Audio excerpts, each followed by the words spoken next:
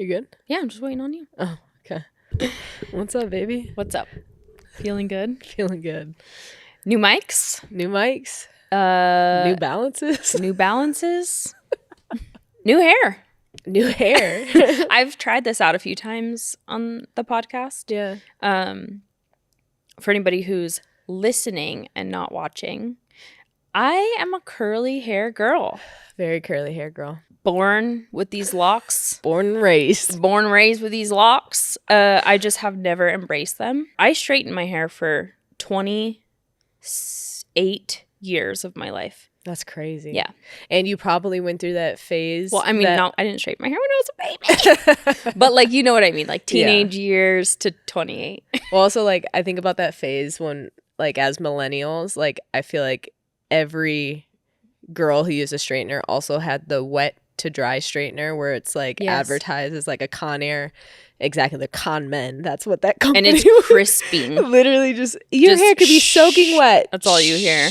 And you're like, this must be normal because this is how they advertise. It's fine. My hair's burning. It's fine. It's fine. It's not fine. No. Like, I fucked my hair for God knows how long. Who thought of that? Yeah.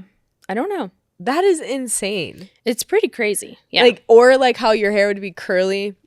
You'd scrunch it and crunch it with gel and then only straighten your bangs. I did that for sure. And like I had some cousins on the East Coast and they would do that. So I was like, yeah, this is like normal. That was actually a hard trend. It was a hard trend. Yeah. I decided to embrace my curly hair because for a few reasons. When Milo was 1, we did a photo shoot in California to like celebrate her first birthday, monumental, all the things. And when we got the photos back, like, actually, no, during the session, I was so worried about my hair because we were at the beach and it was frizzing up. Mm-hmm. Because girls who straighten their hair, who have curly hair, like, you know, if there's any moisture, like, we are absolutely fucked. Like, the root starts popping out into a curl underneath the straight. It's just a nightmare. Yeah. So I had so much anxiety over my hair during the shoot. And then when I got the photos back, I was like, I feel like I can see my anxiety over the hair. Like, and I also didn't want Milo to look back on photos and only see her mom with straight hair when I'm trying to tell her to embrace her curly hair. Yeah. You know, Milo has like gorgeous little coils and I really want her to love her natural hair and to like not feel like she needs to straighten it to look like other people. So how can I teach my daughter that if I'm not doing it myself? Yeah. It's like so hypocritical. Yeah, but I mean, you don't have to be so like hard on yourself about it. I think, you know, Milo's going to see the confidence and the beauty that you exude with that naturally because that's how you are as a mom around her. You let her embrace every part of her. So I think her embracing her curls will just come very natural, honestly. I'm hoping so, but I feel like I need to set an example because like I said, if we look back at all these family photos, she's like, Mom, you told me to love my hair and look at you straightened it a million times. And I'm like, yeah, you're right. Well, she already, at this young of an age, she already sees photos with you with straight hair and curly hair. So that's cool to be able to see that you can do both. Yeah. And when I come in with my hair done, because like typically I'll throw it in a bun and be comfy and whatever. But like if my hair's down, whatever, she speaks Spanish also because God bless her babysitter who only speaks in Spanish, but she'll be like, Mommy, guapa, guapa. Or she'll say so pretty. Yeah, and I'm like, bonita. Oh my God. Like she is so amazing, but she does realize a lot of things and she notices a lot of things already. She'll notice when you have makeup on. She'll go makeup. Yeah, she touches my face and she's like, makeup, and I'm like, girl, how do you know this? You're 1.5. It's crazy. So cute. So anyways, yeah, I've really embraced the curly hair and I'm trying to love it, you know? I mean, I do love it, but it is like it's a process learning curls. Like if you've looked up curly hair tutorials or anything like that, it's intense. Yeah. It is intense. You just got to find what works for you. But I love the journey that you've been on with it because I'm seeing this new side of confidence with you that's like, I've always seen that beauty. I've always loved your curly hair. I've always wanted you to embrace it. Yeah. So to like see you wanting to do that for yourself as well as do it for our kid to be a role model, I think it's a beautiful thing. Thank you. Yeah, because it is. You're beautiful. Thank Your hair is you. beautiful. People were like commenting, like, "Is that a perm?" Or, like, did you curl it? I'm like, girl, no. No. Born with this. Have you seen Daddy Vanacore? Yeah. My dad has hair down to like his shoulders. Ringlet curls. Yeah. Curliest hair ever. Has not changed in the however many years that I've. Yeah, he's had that hair since God knows how long, but super long, super curly. Yeah. Beautiful curls. My mom has curly hair too. So anyways, yeah, it just runs in the took fam. me this long to like try to embrace it. Yeah. Before we get any further into this, let's just do our intro. Yeah, we do forget that sometimes. All right, hit it. Hold up.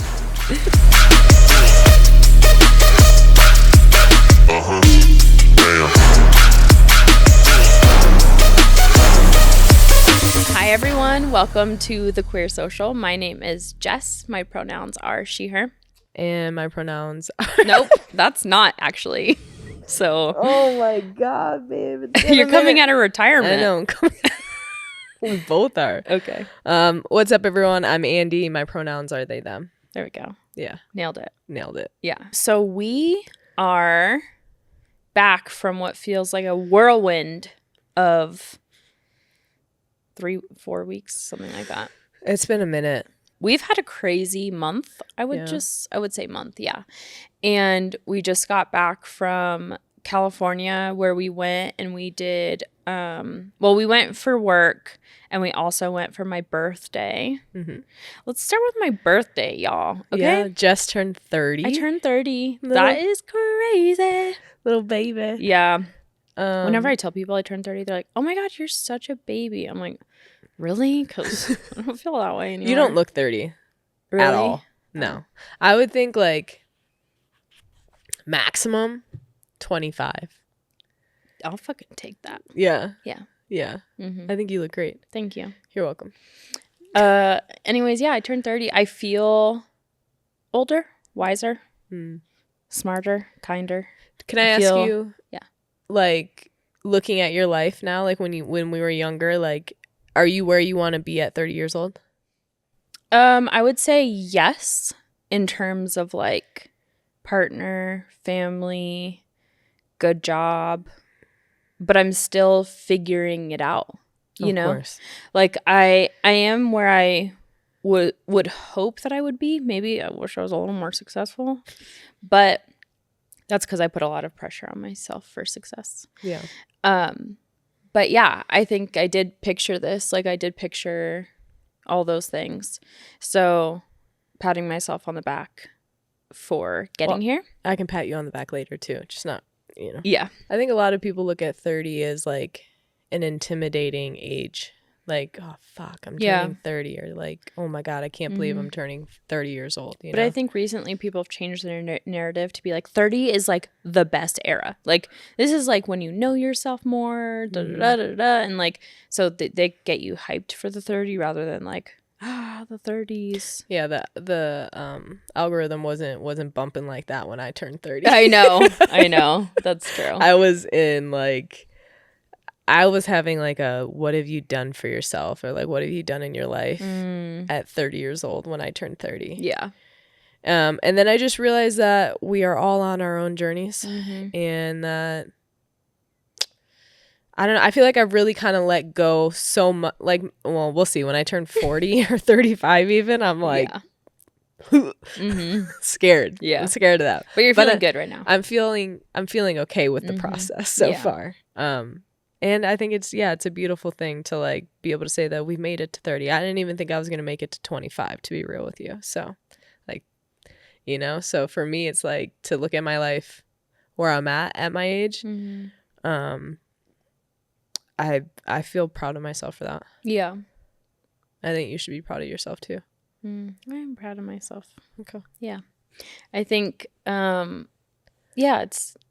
love where I'm at right now. And I've recently like, you've heard me talk in previous episodes about like finding myself and finding things that make me happy and like hobbies and stuff. And I've really been working on it, like truly working on it. I've recently started working out and like with a personal trainer. So strength training, not so much like cardio and things like that, which is not my MO. Yeah.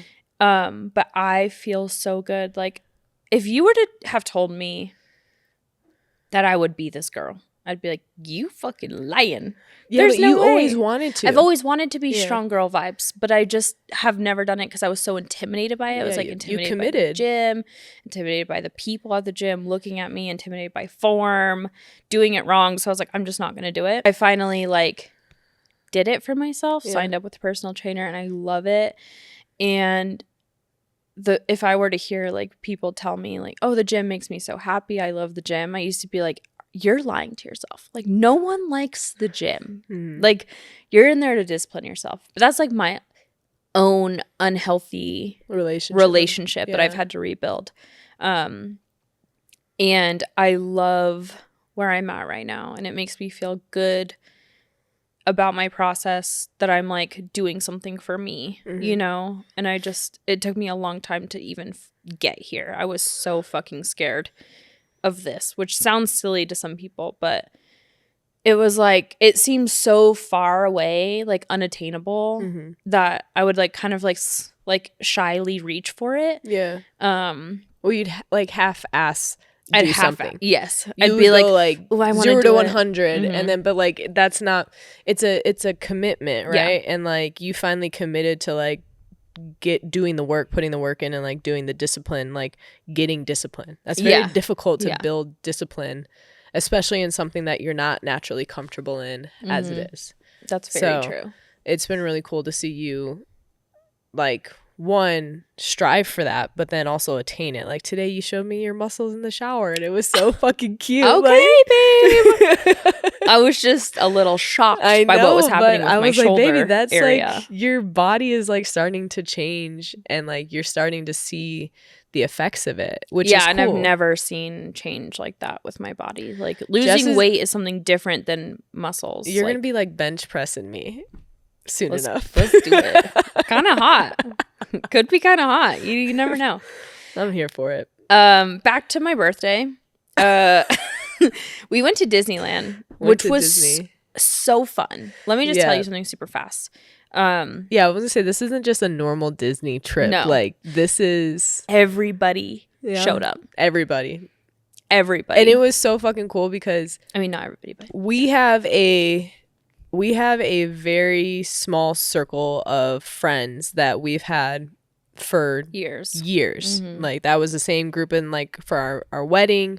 We've done minus vacations. Like 2 or 3 who couldn't be there who are also part of this. Yes. Bubble, yeah. But the main like crew situation that we had going on in California before we moved, all of them went. Mm-hmm. So this is probably, I don't know, like I think we had 20 people in our group. Yeah, something like that. And we're all like we all just went, and it was like we were like a high school group again, or like a middle school group of kids so going fun. And riding these rides, screaming our lungs out.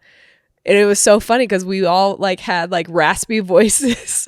We're all just eating everything. And we also went during the Taste of the Wine and Food Festival thing. So we went on a complete food tour, which was amazing and my dream come true. But also like you would think going to an amusement park with a big group is a nightmare, right? Like well, it splitting up, texting, where are you? Someone feeling left out, like no service, you know, having a hard time linking back up, getting on rides together. Let me just tell you, it was seamless. I don't know what I don't know what happened, but it was legit perfection. I think a big part of it is because we are also adults now to where we're like, you know what? Hey, that's not really a ride I want to do. And we're not afraid to tell that to our friend because our friend might not like us or go talk shit or like do something in high school, some high school behavior. We're all adults to where we're like, all right, I'm going to meet you up in 30 minutes. We're going to go here if you guys want to come, or if you want to meet up at a different time, just text the group. You know what I mean? Like, and like, you know, if you've ever been snowboarding with a big group or to Magic Mountain or like literally fucking anything, and you're trying to like reach people and people who don't want to go on like say this run with you because it's Black Diamond, and it's like, that's not for me. Yeah. Well, I'll see you later. And then it's like so hard to meet back up. It was seamless. It was fucking seamless. And it was one of the best days ever. I think there was a lot of childhood healing that day. Yeah. For me specifically, I got to make a lightsaber and I was fucking like stoked. Your dream come true. It was. Yeah. It was like I got to do the whole Star Wars experience. By the way, this isn't just like the lightsaber that you get at the gift shop. This No, is no, the one no. that you make from scratch at the designated Star Wars. You got to reserve playground. time. You do the whole thing. Yeah. They teach you about the crystals and the Jedi history. It's legit. So for me, it's in a fucking case. That's how legit it is. It's like glass in a case. Okay. So yeah, it's a real deal. That was just a highlight of my trip. Mm-hmm. And then Milo was terrified of Chewbacca, which was also kind of funny. Yeah, that was hilarious. So Disney was a success, and my birthday was so fun, guys. It was so fun. I'm sure you're tired of hearing about this, but it was a good day. It was a good ass day. So while we were in California as well, we had a couple of work events to do, or just a couple of events that Jess and I were invited to. One of them was Communities of Color GLAD event, which was an amazing event.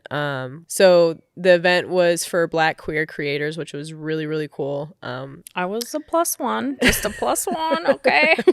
No, you were a beautiful +1. Thank you. We got to just experience something that we haven't really been able to experience, especially being a little bit detached from LA sometimes, you know, like, but also it's a space that I don't get the privilege to be a part of a lot. And it was just really special for me to be able to be a part of a space like that. Yeah, and I think you really missed that sense of community. Yeah. That was an incredible event to be a part of and to watch creators like in our space, what they're working on, seeing their projects come to life. And that was really, really special. And then the next night we went to the GLAD Honors Awards, and that was like next level. That was so cool. Yeah, it was insane to like just be in a space with so many iconic queer people. Yeah. And people who are fighting, you know, against legislation, people who are, you know, fighting for equality on all aspects, like every front. It was like so inspiring to be in a room with powerful people, and their words were just like, they hit the heart. And I don't think I've ever been in a big situation like that with like a lot of people and felt so comfortable and so at home and so positive. Like there was no judgment. Like sometimes you go to these events and you're just like, people are eyeing you. Like, what are you wearing? But like, what are you wearing? In a not good way. What is your follower? Like the whole thing. And this was not that. Like everyone was just uplifting, encouraging everyone. And everyone was dressing like unbelievable. I'm like just the gonna outfits. Queer people are hot. They're beautiful. That's so true. Jess and I were sipping a couple margs in the little cocktail hour beforehand, and we were like, are we about to fuck around and be on couple to throuple? What is happening here? Like, oh my God, we were people. But being in a room with that many queer people, I was just like, holy shit. This is where all the beautiful people are. This is where it is. We were like, are we gonna add a third tonight? It's like, how do we explain this? Because this is... Wow. There was just a lot Blown of away. gorgeous people. Gorgeous humans there. Yeah. I mean, I would just walk by somebody and be like, unreal. Baby daddy number. No, I'm just kidding. Oh my God. So queer people are superior. Okay. Shout out beautiful queer people. Yeah. Unreal. How cool that you can leave an event and just feel so uplifted and empowered. Yeah. And like, yeah, it was just... Let me tell you this. Amazing. I've been to a Tony Robbins event. That shit is insane. But you leave feeling like you're on top of the world. You leave feeling invincible from a Tony Robbins event. Yeah. But this event made me feel that same exact way without paying $10,000. Without selling my kidney on the black market. Yeah, no, you're absolutely true. No. All jokes aside, Tony Robbins, thank you so much for giving me some skills to work through my shit. However, glad events. Glad. I mean, wow. Top tier. Man, I literally walked out of that place feeling invincible. Like, what can we do next? Who are we going up against? Like, let's do this. Yeah. Yeah, it was legit. Yeah, community is so important, and being around people that you feel so much love from was like, man, I wish more people could experience that. Like, I wish we could all just be in a room together and just feel that, because at the base of it was love. Yeah. And that sounds cheesy, but it's like, no, it's true. You just felt like that room, like everyone's intention was based in love, or like based in goodness, rather than it being something other than that. Yeah. So it's a really beautiful thing to feel that type of energy in a room with so many people, and not only just so many people, but so many people who are very pivotal in our community. Yeah. So yeah, what a pleasure it was to be invited to those events, because I'm feeling good. Yeah. Okay, we put up a question box and we got a lot of questions. I was shocked at the amount of questions about our relationship, because I feel like we talk about our relationship a lot. Like, this is a relationship podcast, you know?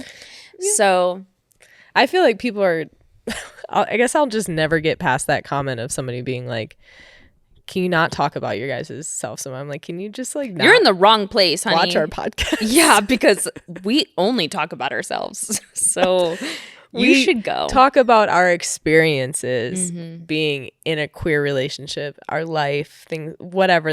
You're at the wrong podcast. Yeah, if you're here because you signed up to hear about queer relationships and parenting and long relationship dynamics, in between there, stories, all the things. Yeah. So if you don't want to hear us talk about ourselves and our experiences, skip you along. should go.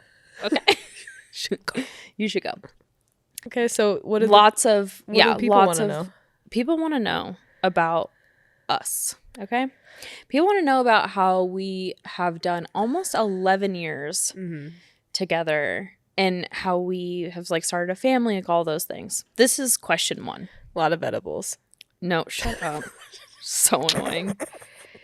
The first question was, have y'all in your 10 years, almost 11 in May, not been on the same wavelength? Duh. Like, if we were on the same wavelength, we'd be the same person. This whole time, that would be scary. Yeah, I think we are it's like a sound wave, right? Like when you hear it's like harmonizing. We harmonize each other. We harmonize, yeah. So like it's like this, but there's always like a meeting on the middle line, right? Yeah, like, and that's kind of how we are. Yes. Go through life. We are two very different people. Okay, we've said this 5 million times already. Yeah. We are very different in almost every single aspect of our life, truly. And to work together the way that we do generally have to meet on the line at some point. So like, yes, we are different, but we do complement each other. And I think like that's the beauty of our wavelength, is we are different. Like, it's the balance. Yeah, of I mean, us. We show each other different perspectives on different things. Like, even when it comes to disagreements, right? It's like I'll see a side of something that I would have never saw because my brain doesn't process the same way that you do. Yeah. So it may take me a long time to get there. There might be some reactions in between. But for the most part, I do try to take a step back and understand where you're coming from, so that I can understand that, like I said, we are on the same team and we're trying to have the same end goal. Yeah. So unless we're not trying to have the same end goal, and then that is something that we just have to, like, it's not agree to disagree, but it's kind of just like pick your battles. Yeah. That's like something I feel like for longevity in a relationship, you got to pick your battles. Well, if you're going to what fight matters over to you, every single thing, like, it's going to get exhausting. So. Yeah. Yeah. I think, it's okay not to be on the same wavelength all the time. I think it'd be weird if you were. It's also kind of boring. Yeah. Like, I'm not saying that like peace and harmony and stuff like, oh, everything's just how happy-go-lucky. Like, there's just got to be some challenge. And I feel like the places where we've grown the most in our relationships is when we are going through something. Yeah, that's true. And that's not always fun. It's never like, oh, we need to go through this right now to, figure this out. But it's like, that's where I've seen the most growth with us is. Yeah, definitely got to go through the hard shit, unfortunately. Yeah. But if your partner is good, it makes it worth it. Yeah. And you just need to make sure you are meeting on the same wavelength every once in a while, you know? Like, you guys should be dancing together. Yeah. More so than not. More so than not. Yes, exactly. The next one was, what's one thing you wish you knew before becoming parents? This is a good one. One thing I wish I knew before becoming a parent was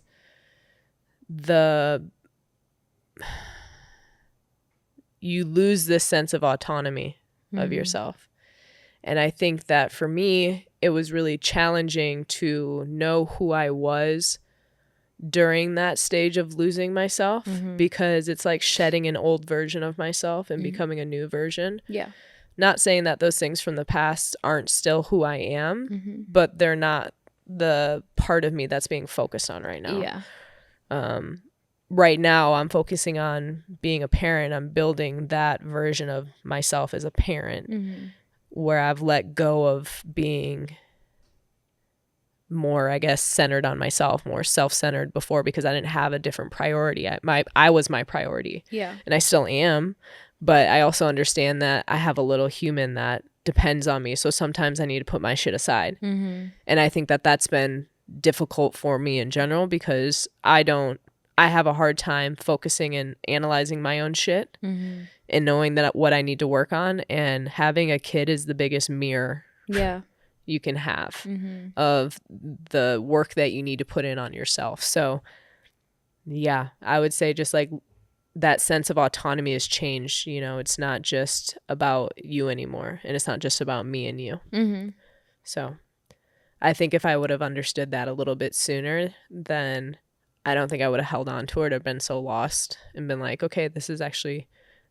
This is like a normal stage of being a parent. Becoming a parent is like, you're going to lose parts of you, but you're also going to gain new parts of you that you will love as well.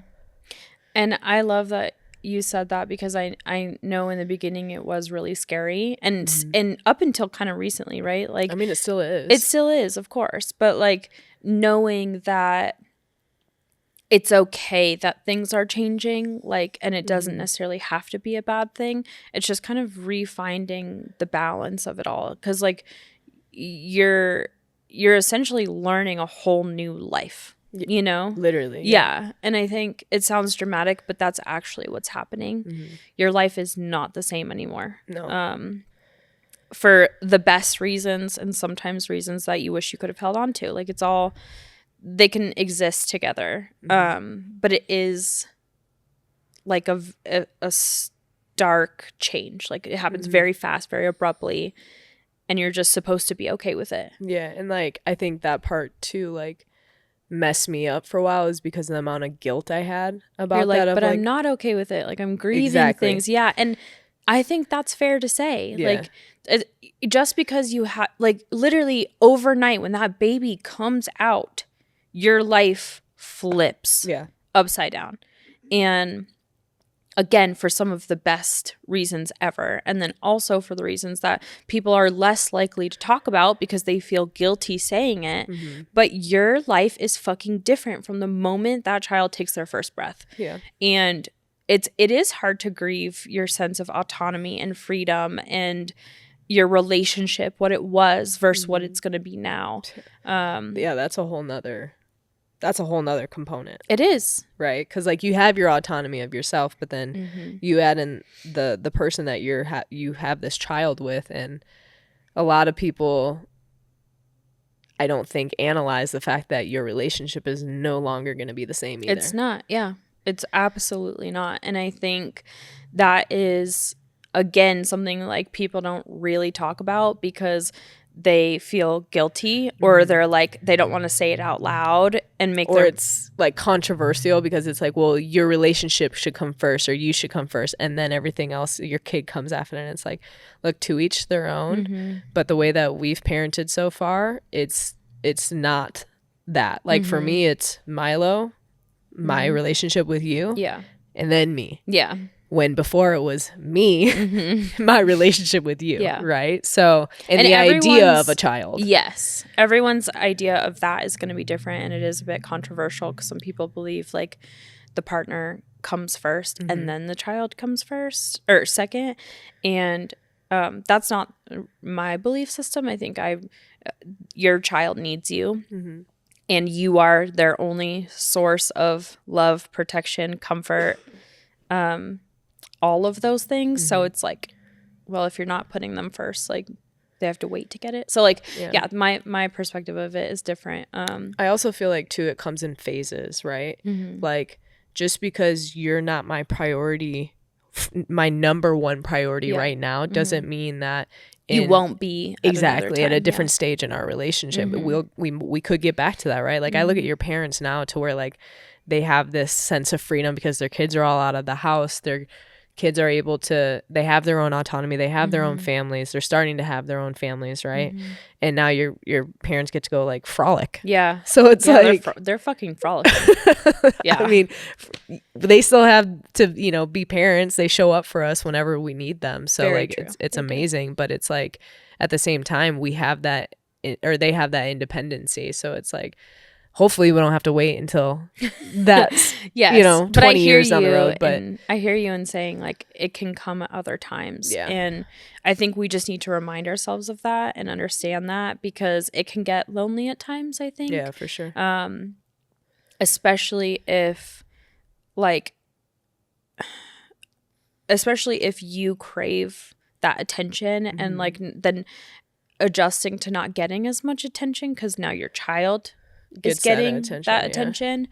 That's a whole other aspect of like as a partner battling with yourself to be like, my partner is putting in, the love and attention to our child, but I'm also missing that. Yeah. So like, and I know that's something that you battle with a lot and like something that we talk about a lot, which is why I brought it up is the adjustment of it is, and that sense has of been hard. Guilt, right? Because I'm like, she's a baby.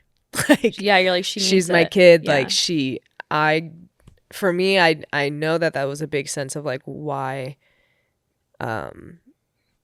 without getting too far into like childhood shit, like I didn't have a lot of that. Yeah. So like me knowing that you give that to Milo makes my heart so happy because I know how important it is to have that unconditional love from a mom and like the way that you nurture her, the way that you show up for her. But at the same time, like for me, I don't have that same like our best friend relationship situation. Like we did everything together, right? And like now we divide and conquer. So it's like it makes sense for our kid and it makes sense for the things that we're doing because right now we're just trying to make everything copacetic. We're trying to get through each day and like do all the things that we need to do. So it makes sense, but there is that sense of grieving because it's like, well, shit, like sometimes I just want to go run errands with just you. I want to do shit that we were able to do before having a kid. And now it's like finding that balance of how do I still connect with you as like just my best friend, not even as like my partner or anything, but like the base of our friendship, the base of our relationship was always friendship first, right? So it's hard. It's just a hard balance. And I think that as Milo gets older, it's definitely gotten easier. But in the beginning, we go back to like saying like, what is something that you wish you knew? It's like, you got to understand that your relationship is going to be put on the back burner for a little bit because there's such a delicate life that needs all of that love that you typically would have given to each other. Yeah. So, and I don't want anyone listening to be like, oh, put your love on the back burner and see that as like a negative thing. No. It's just reprioritizing. It's reprioritizing and also like adjusting to the shift because there is for sure undoubtedly a shift. Yeah. And it's undeniable. And I think, if sometimes you hear these things, but I think people are less likely to talk about how it affects their relationship because they don't want people to judge them. And so like the negative of it doesn't really get talked about a lot. But that is probably like one of the hardest things is adjusting to parenthood, getting used to the way your relationship looks now versus the way it looked before.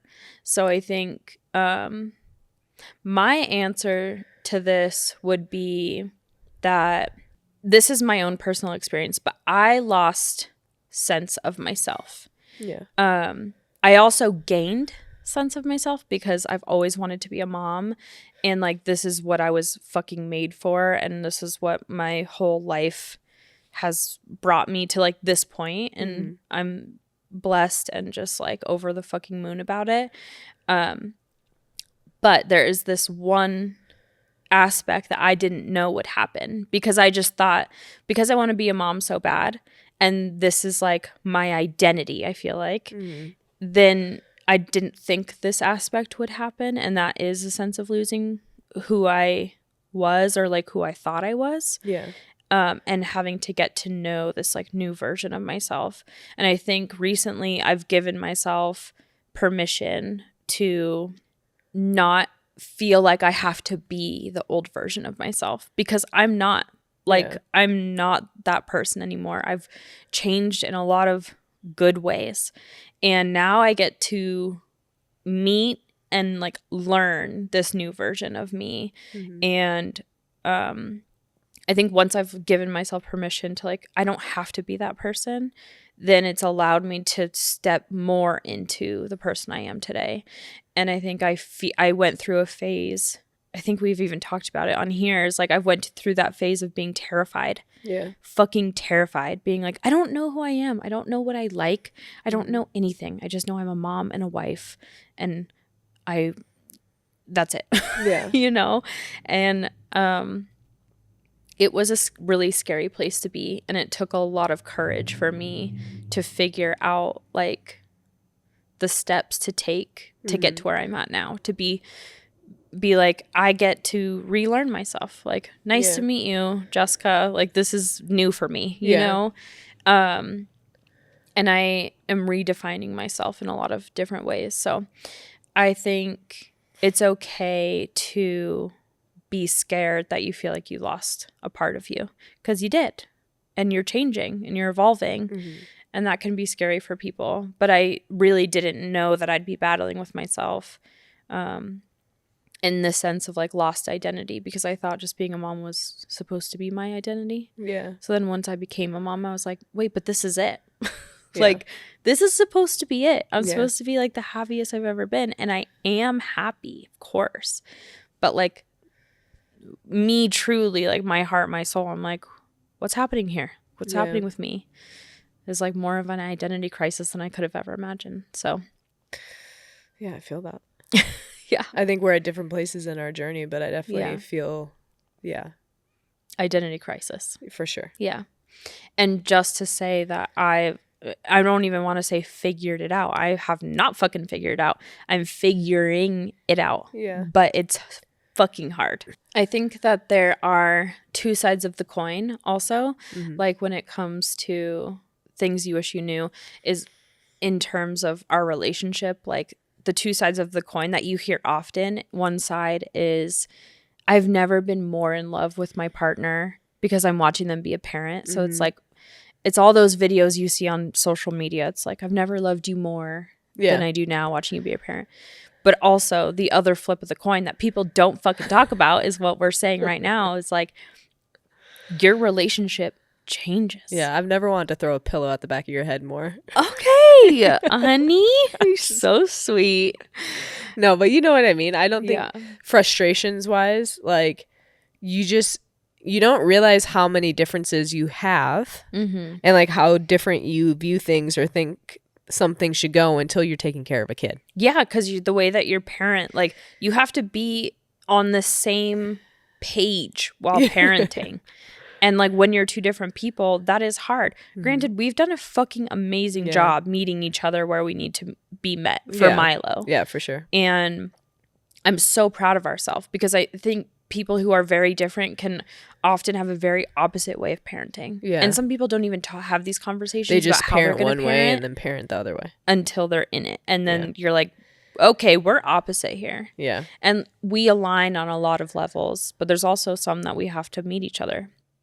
100%. And yeah, whoever fucking wrote this question, you didn't think you were going to get all this. But there it is. There it is. There it is. Okay. Somebody asked, do you think love actually lasts 40 years? And what is the definition of love after that long? That is like a very interesting question. I mean, I feel a little ill-equipped because I'm not 40 years into being in a relationship with you. Yeah. I can tell you 10 years into a relationship. 11. Oh, okay, sorry. 11 years into a relationship. We have shifted and changed in many different ways. But at the end of the day, I've always felt that feeling that I felt with you in the beginning. And that was, for me, what love is like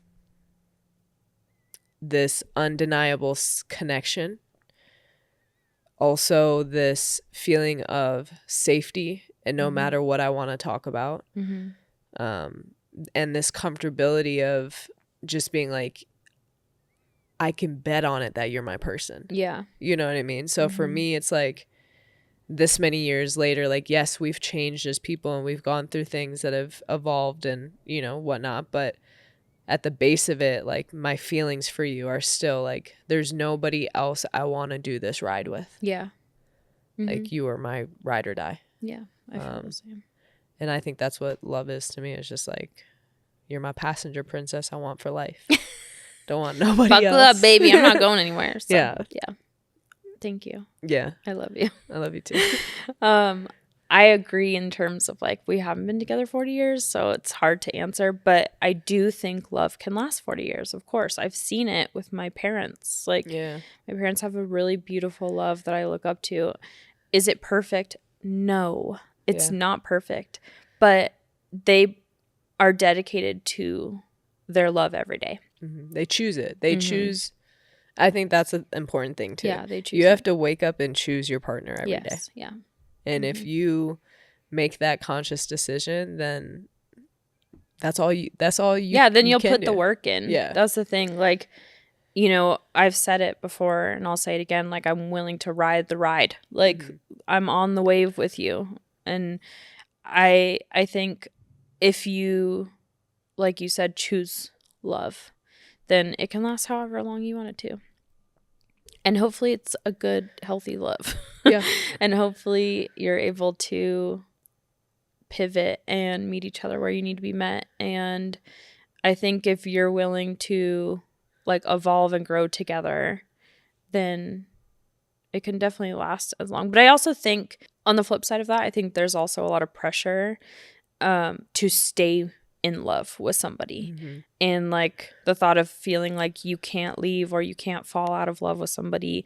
And the D word, divorce, is like worst case scenario. Yeah. And I just don't, I feel like we kind of just have to take the pressure off of it because it should be something that you want to do, not something that you feel like you have to do. That's like, there's like this weird peer pressure around it of like, and like morale and like all this other bullshit. But at the end of the day, if like your person isn't meeting your needs, if your person doesn't make you feel safe or good in your relationship, then you as a person need to take your autonomy back and you need to be like, okay, this isn't what's best for me. This isn't what's best for my soul. Yeah, if you've tried to fix it, if you've brought the issues up and talked about it and they just haven't changed, then the pressure of staying together and staying in love is, I think it's a generational thing, like something our parents were like, well, it's a you religious don't get thing for a lot of divorced. people Yes, too, you don't get divorced. Like, you're with that person forever and you just take their shit. Like, no, actually. I mean, no, I'll be real. I felt like that for a very long time. Like, I was very naive growing up to be like, I'm never getting divorced. I'm never, not doing this. But then I saw just how like life actually works. Exactly. Yeah. Like, exactly. Not that people like get divorced and whatever. I'm just saying there's so many things that can be factors. Apart. Exactly. Yeah. And it doesn't always have to be some crazy thing. You could just fall out of love with somebody. You could just that's true. Not feel the same way. And like, we are changing every day. Like, let them go. Exactly. Yeah. Like, don't stay in something just because you think you have to. But I'm like a person like that, to where it's like, if I'm not happy, if I don't want to do something, no, that's true. So it's hard. I don't think it's hard for me to say that. Yeah. But for other people, I can see where it can be challenging. Oh yeah, for sure. But yeah, the pressure of like feeling like you have to stay for what? Yeah. Yeah. I know that I was taught that. Like, you work through your shit. Yeah. Yeah. Marriage is hard. marriage is tough. And Yeah. yes, it is all those things, but that doesn't mean that it needs to be detrimental to who you are as a person. And if you're not receiving joy from it, if you're not a happy person in your marriage, then something has to be evaluated. Yeah. This person asked, how do you resolve arguments or fights? We talk. Yeah. We talk. Yeah. I think, I mean, for the most part, any situation that we get into, it's resolved within an hour because it's like, are you still going to be here at dinner? Okay, cool. Like, we need to work through it. Like, are we still going to be married? Okay, cool. Like, don't make it something that it doesn't need to be. Let's just talk about what happened, why your feelings were hurt, or why I offended you, or why you feel the way that you do, and we can move on. For us, we've grown out of the grudge phase. Yeah, I feel like we did that a lot when we were younger. Is like, I would just be kind of like, I don't need to deal with your shit right now. But like, you do need to deal with their shit. Yeah. And you're choosing to. And that's what I'm saying. You choose to be in a relationship every day. So if it's something that's super heated, it might linger for sure. Like, it's something that we continuously talk about for days. But for the most part, we nip it in the butt. Unless you need space, I respect that. If I'm like, okay, you need to gather your thoughts. So like, you need to let your feelings, your emotions, like, you need to feel them. I'm not going to take away your process, and you do the same thing for me. Like, if I need to go sit in a dark room, you let me do that. Yeah. You know, you just gave away your secret. Yeah. I mean, we figured, like, that's a part of knowing your partner is like knowing how they are in a fight. How are they going to show up in an argument? And you have to be able to respect each other and each other's boundaries. And it's taking a lot of growing up, and it's taken a lot of years for me to be like, okay, you might just need some space right now. Yeah. Let me not try to, like, you know? And then other times I'm like, you know what? Are we still sleeping in the same bed tonight? Are we still eating dinner? Okay. Andy will say this out loud. Are we still married in 5 minutes? Yes. So let's just get over it. Okay. It is. Some things are like. But I don't like to dismiss your feelings though. No, so. I'm just saying some things are that fast to just be like, yeah, this is stupid. You know. Exactly. Yeah. Exactly. I think a big thing too is something that like I'm still working on is saying things that like I know are gonna hurt, right? Because like I never want to intentionally hurt you. It's like my worst nightmare. I don't want to ever hurt you. But some things that I say are going to hurt. Like, it's not something that you want to hear. But I think like working with each other to know like, okay, if these are feelings, like they need to be addressed, but also like I need to step out of my own ego for a second. Like, I'm hurt by what you said, and like maybe I don't believe it, but I have to try to see it for what you're delivering it as. And I think a lot of people can put their ego first and get like really defensive. Yeah. And be like, I'm not that way. What are you talking about? But if someone's telling you, like, this is the baseline of it all, which is what I say all the time. If somebody is telling you, you hurt me, like I'm hurt by you. Yeah. By the way, this is not like what's going on right now. I'm just like using this as an example. If someone's saying, I'm hurt by you or you hurt me, you have to then take yourself out of whatever defense you want to throw back at them to be like, I didn't fucking hurt you. I didn't do anything. Da, da, da. If someone's literally telling you that they're hurt by you, can't you just hear that and be like, I don't want to hurt you. Yeah. Like, I'm so sorry if I did something that hurt you. Like, let's talk about it, whatever. If you are comfortable knowing you hurt somebody, like, I think we have a little work to do. But like, I think that's where like the growing up comes to, like, when we have arguments in the past, I think we would throw some shit in there. We would throw some shade in there some way, or we would bring up something from a past argument or a past conversation. Exactly. And we would weaponize a conversation. So I think a big part of us learning and growing our relationship was learning to, one, grow up to not do that, right? I think it's really easy to throw shit in each other's faces when you're mad and you're like, well, you fucking did this and you did this and you know what I mean? And that's why I did this. And like, yeah, you like pull the backpack out. Exactly. And once we like separated that, we're like, okay, well, this is the situation right now. What you said got me fucked up. What I responded to you is because I was responding, that was a reaction to what you were saying to me, right? And I think once we started breaking down our conversations and our arguments in that type of way, it was a lot easier to get past just the emotions part of it. Because if there's one thing that I've learned is there's no logic in emotions. You just have them. You feel it. Like you can try to understand, you can try to analyze certain emotions, but for the most part, when you're feeling them, you're just feeling them. You can't process both mentally and emotionally what you're going through. Yeah, it takes time and effort to marry the two. Emotions are wild. Yeah. Wild.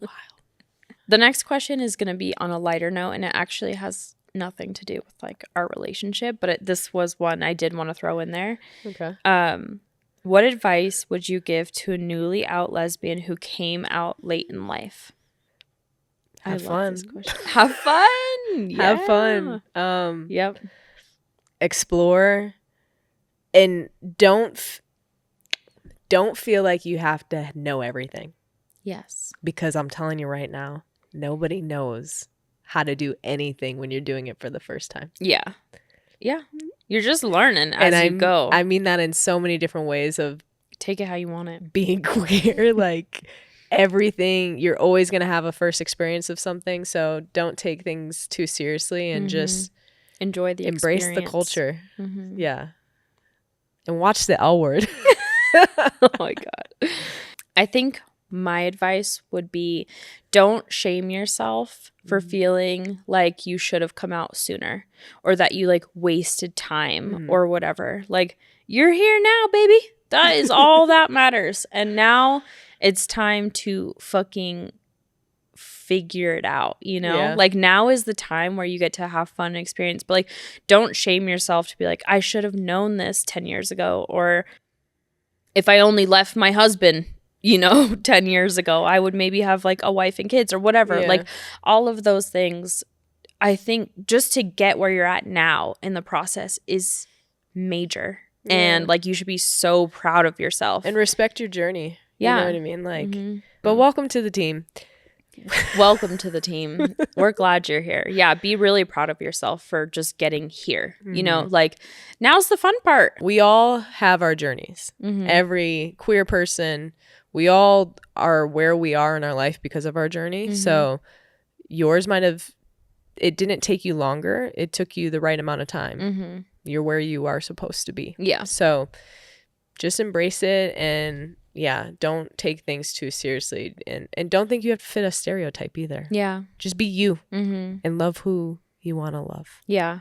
And not to feed the gay agenda or queer agenda, but if you're listening and maybe you've thought you could be a late in life lesbian and you're still not ready, right?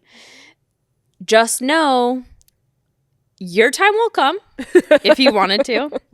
But also, like, I really do hope that you have the love and support that you need to make your life what you want it, because YOLO, baby. I mean, people say you only live once, and then other people believe that you have more lives and past lives and all of those things. But if you can be a lesbian in multiple lives, fucking get it. Okay? Who wouldn't want that? Who wouldn't want it? I don't know. But yeah, if you're listening and you're thinking about dabbling, or you have like this like zinging temptation in the back of your whatever, don't think you got to fit a label. Don't think you have to like do something a certain way. Just go explore, enjoy your life, and whatever comes.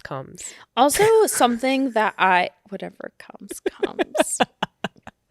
I agree. There'll be a lot of that. Yeah, when you make the switch. Okay.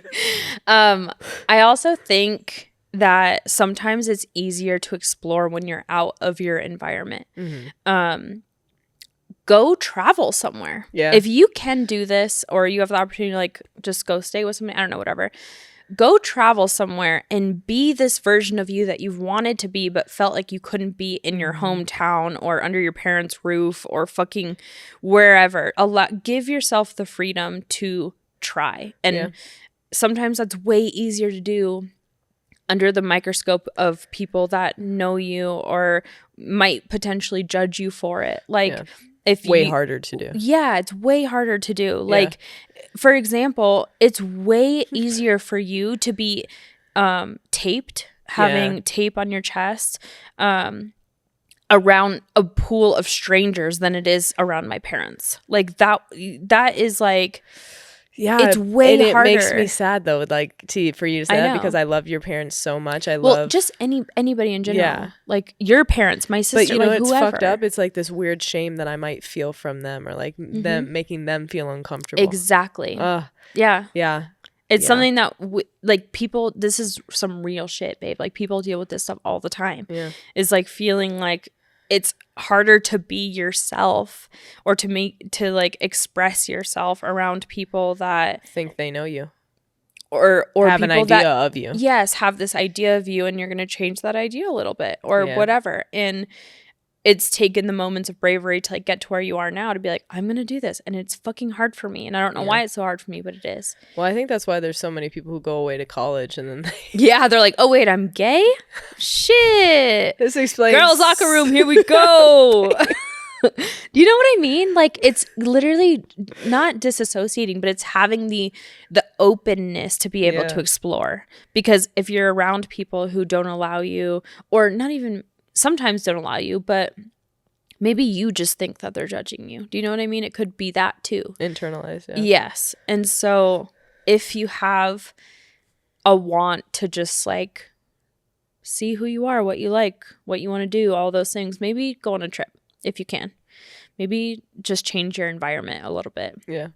And give yourself the gift of lesbianism. Freedom. This summer. Coming to you, 2024.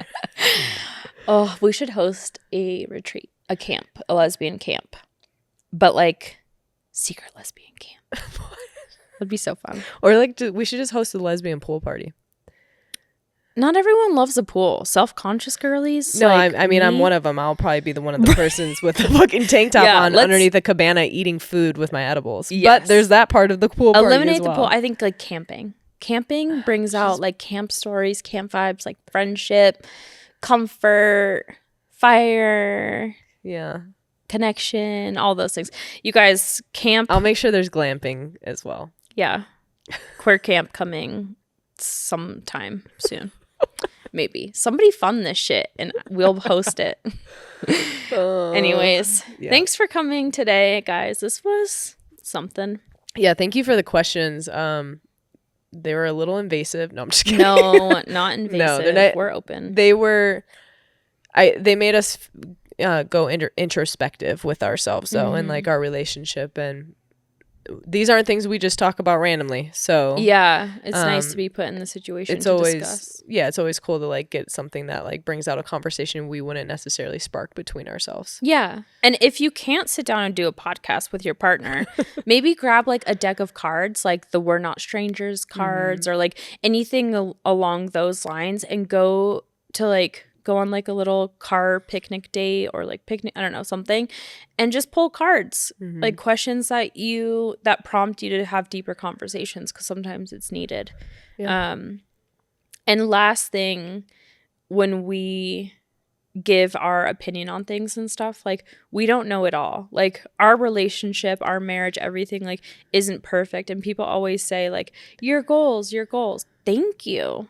But like you also do not know everything that we deal with and everything that we work towards. Like the hard stuff that we don't talk about. Like of course there's going to be things that we don't bring out. No, there's some things that will always stay private between us. As they should. As they absolutely should. We have boundaries with social media and our podcast as well with our relationship. So but don't think things are perfect. Like from the outside looking in, maybe they can look perfect.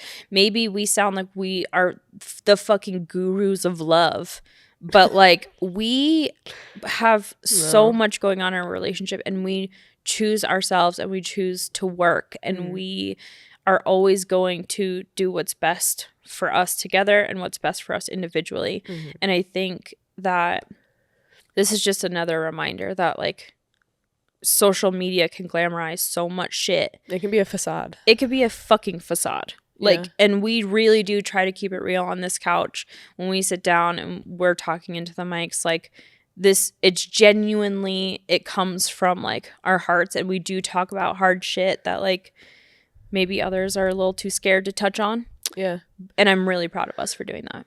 Yeah, it's uncomfortable. Yeah, sometimes it could be a little uncomfy. But I'm glad we're able to like talk through certain things and like share certain things that, like I said, that was one of our goals of having this podcast, is being representation that we didn't see. And like when you don't have anything to be like, oh, well, they go through their own shit. Oh, they're struggling with this, with, you know, parenting, or like they're doing this. Like as queer people, we don't get to see a lot of that. No. And we don't get to see a lot of that real shit, right? Like we see shit that is scripted to us and like fed to us in certain ways. And like, it's just, this is about as real as like we can be about this. Like this shit is not easy. It's not easy. Coming here, filming this, parenting, our relationship, like none of it is easy, but it's, we respect the journey and we respect each other. And that's one thing that I'll always say is like, no matter what, like I respect you as a human. And I think that that's a basis for any relationship, is respect. Yeah, exactly. Yeah, I'm with you. I think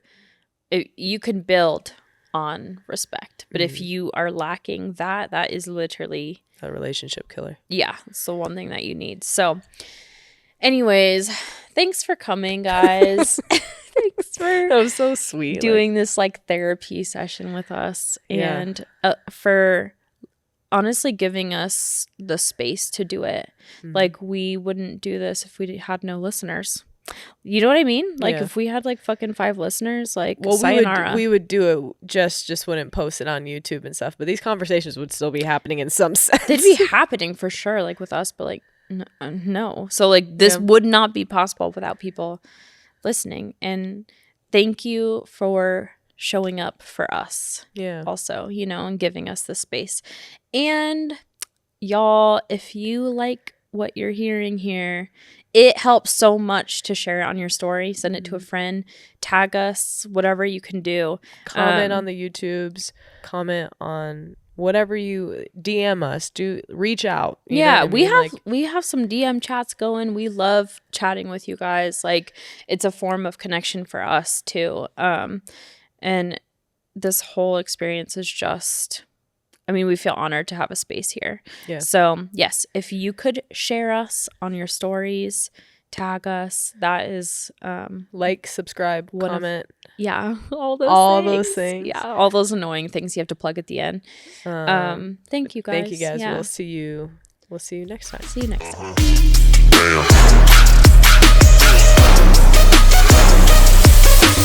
time.